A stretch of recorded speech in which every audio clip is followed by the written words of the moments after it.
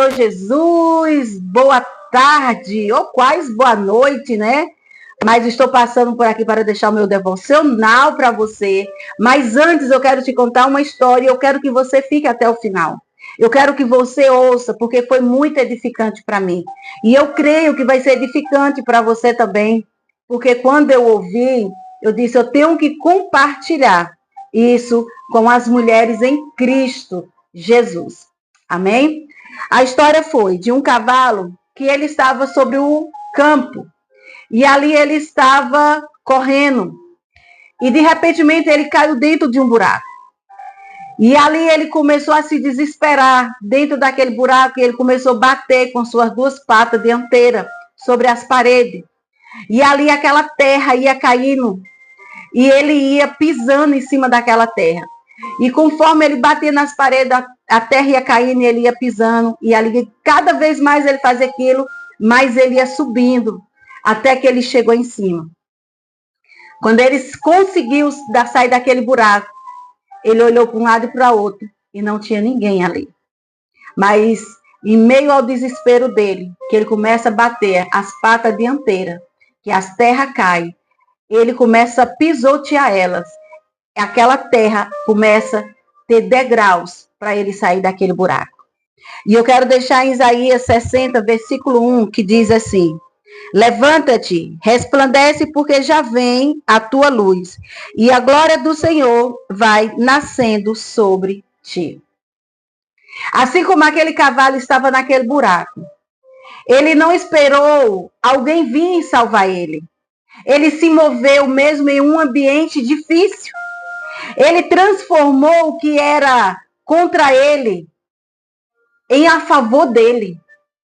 Aquilo que era para matar ele, aquilo que era para soterrar aquele cavalo, ele usou a favor dele. Ele não se permitiu ficar no fundo daquele buraco. Então, da mesma forma, Deus hoje ele está falando comigo e com você. Porque eu já me vi como esse cavalo, no fundo do poço, no fundo do buraco, olhando para cima e dizendo, Senhor, eu vou morrer.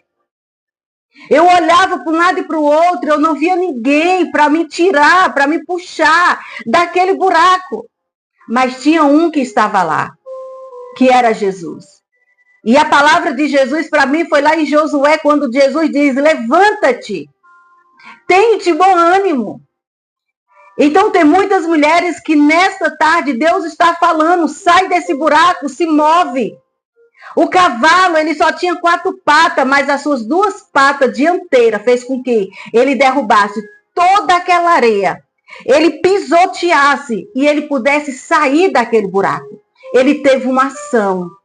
Ele não deixou aquele momento difícil o soterrar, ou o matar, ou deixar ele ali, até mesmo alguém aparecer. E quando alguém aparecesse, ele poderia já estar morto.